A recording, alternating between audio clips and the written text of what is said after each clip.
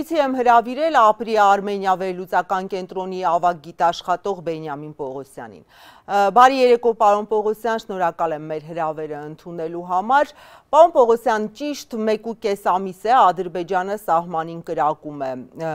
Ինչու ձեր կարծիքով նկատենք, որ հրադադարի այդ խախտումները սկսեցին խաղաղության պայմանագրի նախագիծը համաձայնեցնելուց հետո, որը այդպես էլ չի ստորագրվում։ Շնորհակալություն հրավերի համար։ Նախ ձեր հարցի վերջի մասից կսկսեմ, որ խաղաղության պայմանագիրը այդպես էլ չի ստորագրվում։ Ինձ թվում է գրեթե բոլորի համար ակնհայտ է, որ այդ պայմանագիրը դեռ շատ երկար ժամանակ չի ստորագրվի։ Ակնհայտ է, որ Ադրբեջանը զրո ցանկություն ունի որևէ պայմանագիր ստորագրել, եւ երկրորդ, պարզ է, որ Ադրբեջանը չի տեսնում, թե ինչ ինքը կարող է ստանալ, ինչ շահ կարող է ստանալ այդ պայմանագրի ստորագրումից։ Ազու տեխնիկապես, եթե նայենք Ադրբեջանի երկու պատրվակները, որտեղ դա ակնհայտ պատրվակներ են, որևէ փաստաթուղթ չստորագրելու համար, եթե նայում ենք այդ վերջին երկու պատրվակները, մեկը ԵԱՀԿ Մինսկի խմբի լուծարում, ֆորմալ առումով պահանջները ուղղված են Հայաստանի կառավարությանը, բայց մենք շատ լավ գիտենք, որ կառավարությունը առավելագույնս կարող է առանձին կամ Ադրբեջանի հետ համատեղ դիմել ԵԱՀԿ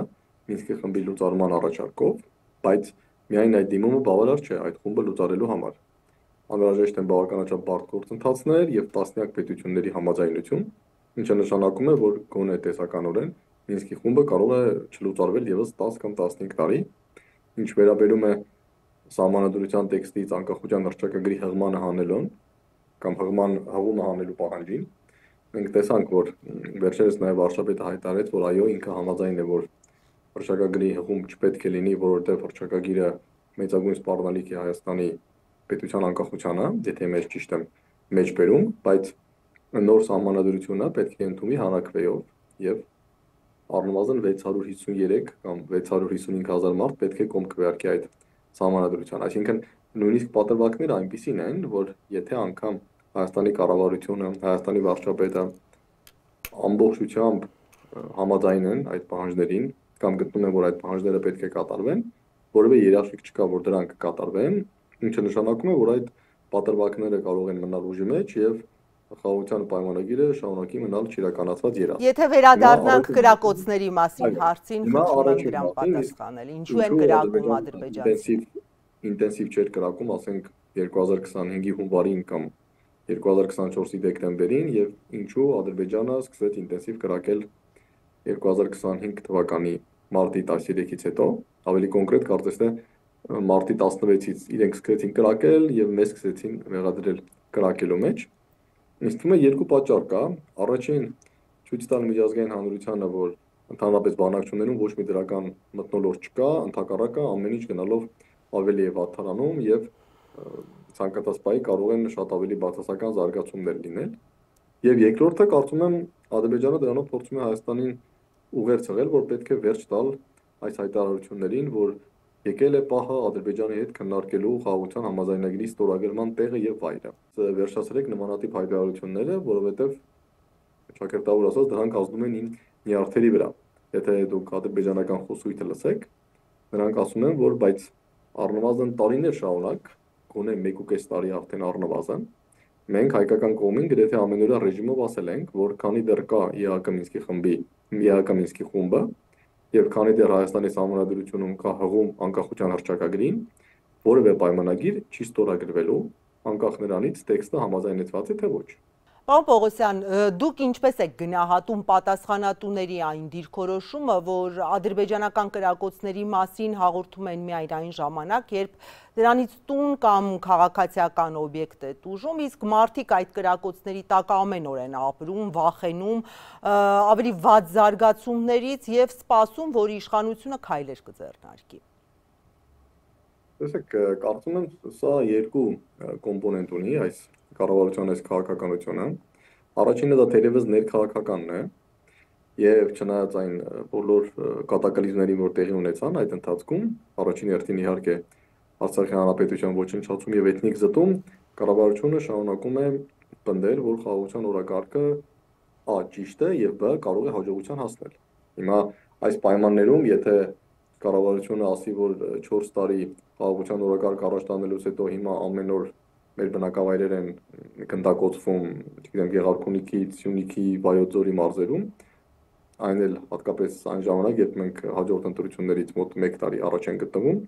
ներքաղաքական առումով դա բարդ է, որովհետև տրամաբանական հարցադրումներ կառաջանան, իսկ ինչու 4 տարի խաղաղության օրակարգի առաջ մղումից հետո եւ այն բոլոր հայտարարություններից հետո, որ այդ օրակարգը ինչ-որ արդյունքներ է տալիս, որ զգալի առաջընթաց կա բանակցություններում, թե Ադրբեջանի եւ թե Թուրքիայի հետ, որ մենք շատ մոտ ենք Ադրբեջանի եւ Թուրքիայի հետ հարաբերությունների կարգավորմանը, ինչպես ստացվեց, որ 4 տարի դրական առաջընթացից եւ անընդհատ այդ կետին մոտենալուց հետո հիմա մենք ամեն օր կրակոցներ ենք լսում։ Սա ներքաղաքական խնդիր։ Եվ դերևս կա նաեւ արտաքին քաղաքական խնդիր, կարծում եմ կամ ենթադրում եմ, որ կառավարությունը գտնում է, որ եթե ինքն էլ սկսի անընդհատ հայտարարել, որ այո, ամեն օր կրակում են, ամեն ինչ շատ վատ է եւ այլն, ապա դրանով ել ավելի կխորացնի այն ընկալումը, որ իրոք այս ամենը կարող է ավարտվել շատ վատ։ Շատ վատ ասելով նկատի ունեմ ինչ որ սահմանափակ կամ լայնածավալ էսկալացիա,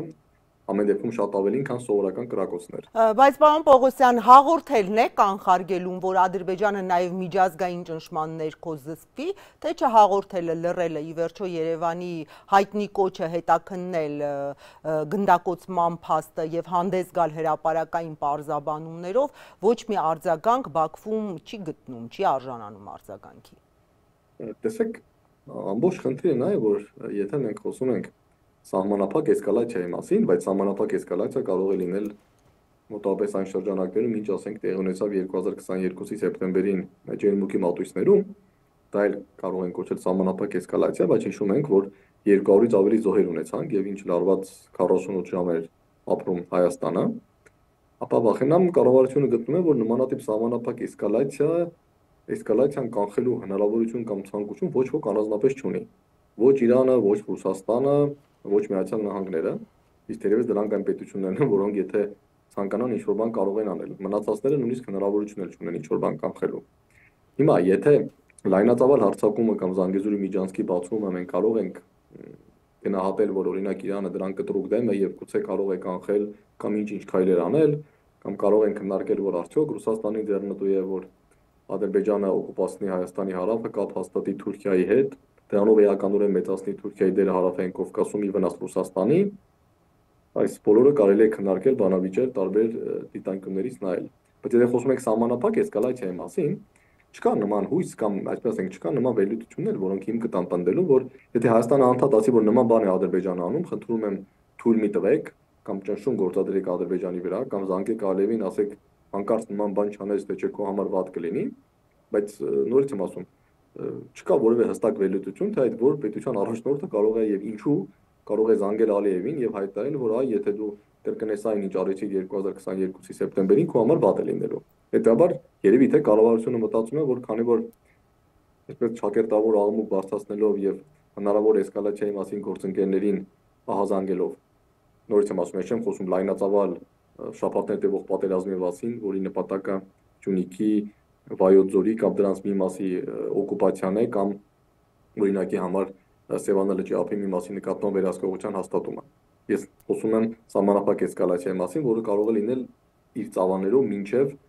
նմանատիպ 2022 թվականի սեպտեմբերի դեպքերին, երևի թե կառավարությունը գտնում է, որ անընդհատ դրա մասին հայտարարելով, նորից եմ ասում, դժվար թե որևէ մեկը ցանկություն կամ հնարավորություն ունենա թույլ չտալ Ադրբեջանին դա անել, բայց դա կրկնելով մենք այսպես ասենք ավելի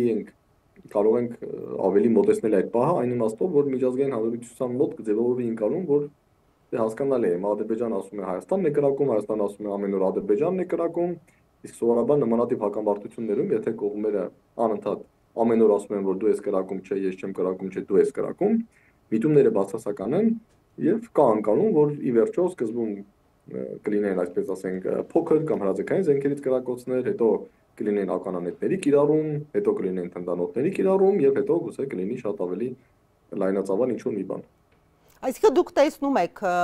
թե փոքրամասշտաբ, թե լայնածավալ էսկալացիայի հնարավորություն, ես ճիշտ եմ հասկանում։ Լայնածավալ էսկալացիայի հնարավորություն այս պայմանությամբ իմ փոքր բարդ է ասել, որովհետեւ ամեն դեպքում զսպող գործոններ կան եւ իհարկե այդ զսպող գործոնների մեջ Ադրբեջանի ցանկության բացակայությունը չի։ Այնպես չէ, որ Ադրբեջանը չի ցանկանում դրա համար լայնածավալ հարձակում չի անում, թե միջանցքը բացելու եւ թե Սևանի մի մասը վերահսկելու նպատակով։ Ադրբեջանը չի անում, որովհետև կան զսպիչ գործոններ։ Եթե ռեալ 3 զսպիչ գործոն կա իմ գնահատման գոնե։ Դու պետք է իմանաս քիչ թե շատ հստակ ինչ կանի Իրան, ինչ կանի Արևմուտքը եւ երրորդ ինչ կանի Ռուսաստանը։ Քանի որ այս բանին թե Արևմուտքի, թե Իրանի եւ թե Ռուսաստանի գործողությունները հստակ չեն եւ գրեթե անհնար է նստել Բաքվում եւ հստակ վերլուծել եւ ասել այ եթե մենք վաղը սկսում ենք երկրորդ 44-օրյա պատերազմ, օրինակի համար եմ ասում Հայաստանի դեմ, Իրանը կանի սա, չի անի սա, Ռուսաստանը կանի սա, չի անի սա, Եմեն կանի սա, չի անի սա, իսկ Թրամփի վարչակազմը կանի սա կամ չի անի սա։ Քանի որ դա անհնար է այս պայմանությամբ ֆիքսել, որտեղ ամեն ինչ շատ հեղեղուկ է աշխարհում, ինձ թվում է դրանք այդ 3 հիմնական զսպող գործոններն են, սակայն եթե խոսում ենք սահմանափակ էսկալացիայի մասին, որը կարող է լինել փոքր հետաքրքրություններից ընդհանուր մինչև նորից եմ ասում այն ծավալները, ինչ մենք տեսանք 2022-ի սեպտեմբերին, ապա իմ նշած այդ 3 գործոններն են, այսինքն Իրան, Ռուսաստան, Միացյալ Նահանգներ, բավականաչափ որոշակի են, որ որևէ կտրուկ այլ Ադրբեջանի դեմ դժվար թե այդ կենտրոնները անեն, եթե էսկալացիան լինի ինչ-ինչ սահմաններում։ Հետևաբար այս տնօրինությամբ եթե փորձեն գնահատել, ապա հասկանալի է, որ սահմանափակ էսկալացիայի հավանականությունը շատ ավելի մեծ է, քան լայնածավալ հարձակման հավանականությունը, եւ որ այդ սահմանափակ էսկալացիան կարող է տեղի ունենալ ցանկացած պահի։ Ինչի է դրանով հասնելու Ադրբեջանը։ Մի քանի բան ես կարող եմ ասել։ Առաջին դա կարող է լինել հավելյալ ճնշում Հայաստանի վրա, որպեսզի Ադրբեջանը փաստաթղթով ստանա այն, ինչ ցանկանում է, եթե խոսում ենք Միջանցքի մասին։ Ադրբեջանը ցանկանում է արտատարածքային Միջանցք եւ իհարկե Ադրբեջանի համար շատ ավելի դեռնտու է այդ արտատարածքային Միջանցքը ստանալ, այսպես ասենք, հայ-ադրբեջանական փաստաթղթի շրջանակում, որպեսզի դա ինչ որտեղ լինի միջազգային իրավունքի սահմաններում, այլ ոչ թե Ադրբեջանը օկուպացնի Հայաստանի տարածքը։ Մենք նաև տեսնում ենք, որ ամեն դեպքում իհարկե նախագահ Ալիևի դիրքերը դեռևս Ադրբեջանում բավականաչափ ամուր են եւ 2020 եւ նաև 23 թվականի, այսպես ասենք, այդ արդյունքները դեռևս հասարակության մեծ մասի մոտ շարունակում են ընկալվել որպես նախագահ Ալիևի հերոսական դրսևորումներ, բայց ամեն դեպքում ժամանակ անցնում է, Ադրբեջանում եւս խնդիրները չեն նվազում սոցիալ-տնտեսական եւ նրանք ավելի կխորանան, հաշվի առնելով որ ամեն դեպքում նավթի եւ գազի արդյունահանման եւ արտահանման ծավալները նվազելու են, ոչ կտրուկ, բայց նվազելու են եւ այդ կոնկրետ հիմա մենք տեսնում ենք որ նավթի գներն են անկում ապրել, այսինքն հնարավոր են լինել որոշ սոցիալ-տնտեսական դժգոհություններ, որոնք, այսպես ասենք, կարելի է մեղմել կամ հասարակության ուշադրությունը շեղել ինչ որ մի փոքր հերթական ինչ որ գործողությամբ Հայաստանի դեմ եւ երրորդ պատճառը, որի դեպ գուցե կարևորության առումով առաջինն է, դա ստուգել մնացած պետությունների արձագանքը։ Տեսեք, մենք ենթադրում ենք, որ կոնկրետ ռազմական որևէ ներգործություն ոչ ոք իհարկե չի անի սահմանափակ էսկալացիայի պայմաններում։ Սակայն ինձ թվում է Ադրբեջանի համար կարևոր է հասկանալ իսկ ընդհանրապես արձագանք կլինի թե ոչ։ Կամ արձագանքը կլինի ընդամենը մեկ հայտարարություն, կլինի մեկ ինչ որ կարճ հաղորդագրություն տեղադրված ինչ որ X-ի պաշտոնական հարթակներում, թե կլինեն հեռախոսազանգեր, թե օրինակի համար կլինի ՄԱԿ-ի անվտանգության խորհրդի նիստի հրավիրում, թե ինչ որ պետությունների կողմից որոշում կտրուկ մեծացնել Հայաստանի մատակարարող զենքի ծավալները, այսինքն փոքր էսկալացիան Ադրբեջանի համար նաև դա կլինի լակմուսի թուղթ հասկանալու համար եւ այլ ավելի հստակեցնելու լայնածավալ հարձակման դեպքում տարբեր կողմերի հնարավոր քայլերը։ Ես արդեն նշեցի, որ լայնածավալ հարձակման դեպքում Արևմուտքի, Միացյալ Նահանգների, Եվրոպական միություն, Իրան, Ռուսաստան քայլերի շուրջ անորոշությունը շատ մեծ է եւ դա Ադրբեջանի զսպող հիմնական գործոնն է լայնածավալ հարձակման չգնալու համար։ Եվ այս փոքրածավալ էսկալացիան եւ դրան հետեւած արձագանքները կարող են Ադրբեջանին օգնել ավելի լավ հաշվարկելու լայնածավալ հարձակման դեպքում հնարավոր գործողությունները եւ ավելի հստակ կողմնորոշվելու ամեն դեպքում իրենք գնան այդ լայնածավալ էսկալացիային թե ոչ։